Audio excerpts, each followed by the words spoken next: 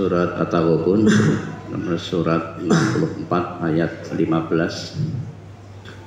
Innama amwalukum wa auladukum fitnah wallahu indahu ajrun adzim. Sesungguhnya hartamu dan anak-anakmu hanyalah cobaan bagimu, dan di sisi Allah lah pahala yang besar. Ya. Apa kata fitnah dalam ayat ini? Arti fitnah di sini itu ujian, cobaan, ujian. Kenapa kok di sini hanya amwal wal aulad, hanya harta dan anak-anak, sedangkan kadang istri atau pasangan hidup itu juga bisa jadi fitnah, jadi cobaan. Kalau istri itu disebutkan di ayat lain. Kenapa di ayat ini itu hanya 2, istri tidak masuk? Ayat 14-nya coba.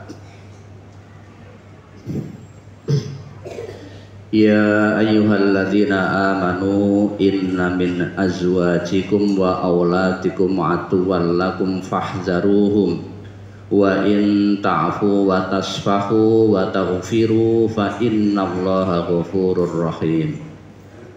Hai orang-orang mukmin, sesungguhnya di antara istri-istrimu dan anak-anakmu ada yang menjadi musuh bagimu, maka berhati-hatilah kamu terhadap mereka. Dan jika kamu memaafkan dan tidak memarahi serta mengampuni mereka, maka sesungguhnya Allah Maha Pengampun lagi Maha Penyayang. Ada notnya tidak di ayat itu? Maksudnya, kadang-kadang istri atau anak-anak dapat menjerumuskan suami atau ayahnya untuk melakukan perbuatan-perbuatan yang tidak dibenarkan agama. Ini istri di sini maksudnya bukan istri sebagaimana yang kita maknai dalam bahasa Indonesia, bukan. Istri di sini artinya pasangan hidup, bisa suami, bisa istri dalam konteks bahasa Indonesia. Karena bahasa Al-Quran tidak mengenal zaujatun. Bahasa Al-Quran itu yang dikenal oleh Al-Quran itu zaujun. Bahasa Al-Quran itu zaujun. Zaujun itu bisa suami, bisa istri. Jamaknya azwajun. Lah kalau sekarang istri di ayat ini hanya kita maknai bagaimana dalam bahasa Indonesia, ya kasihan ibu-ibu. Padahal ternyata banyak yang jadi musuh justru para suami, menghalangi anak istrinya untuk dari ngaji, tidak boleh ngaji, itu banyak para suami. Artinya min azwajikum, azwaj di situ bisa suami, bisa istri. Maka bapak-bapak jangan merasa aman, ho iki istri yo, aku suami yo. Seringkali istri mau ngaji dihalang-halangi.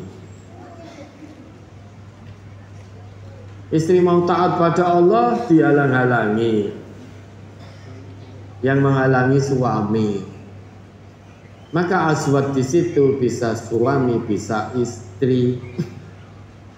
Mau suami mau istri itu bisa jadi suatu hari nanti atau suatu saat nanti jadi musuh. Anak-anaknya juga seperti itu. Kenapa kok jadi musuh? Karena bisa menghalang-halangi dirinya untuk beramal soleh. Bisa menghalangi dirinya untuk taat pada Allah dan Rasul. Hari Ahad mau ngaji, ternyata anaknya ngedrel, istrinya ngedrel, ngejak piknik. Ini kan jadi musuh. Hari Ahad itu kita ngaji di sini, datang ke majelis ilmu. Anak istrinya ngedril ngejak piknik, walah papa seminggu kerja prai mung dino minggu lah kok ngaji. Nah terus kapan kita piknik? Nah, kalau jenengan suami, istri anaknya begitu jawab, pikniknya engkau mangkat bar ngaji. Kan begitu. Lah, yang ditanyakan kata fitnah di sini. Fitnah itu bisa mencakup sebagai cobaan, sebagai ujian, sebagai musuh, sesuatu yang tidak menyenangkan, sesuatu yang menimpa seseorang dari madharat, itu bisa tercakup oleh kata fitnah di situ. Tetapi fitnah di sini di At-Taghabun ayat 15 ini maksudnya adalah cobaan, ujian.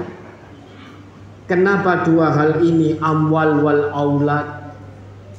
Karena dua hal inilah biasanya yang sangat dicintai oleh seseorang. Banyak orang yang gagal ketika diuji dengan harta, diuji dengan kedudukan, berhasil, tapi diuji dengan harta, gagal. Diuji dengan sakit, tetap sabar, tapi diuji dengan harta, menjadi sombong. Siapa itu? Korun. Kenal Korun? Kenal mboten?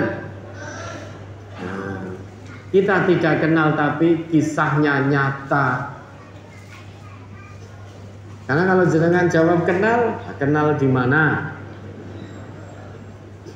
Kita tidak kenal, tapi kita mengetahui kisahnya, diabadikan oleh Al-Quran. Nyata itu pernah terjadi dulu.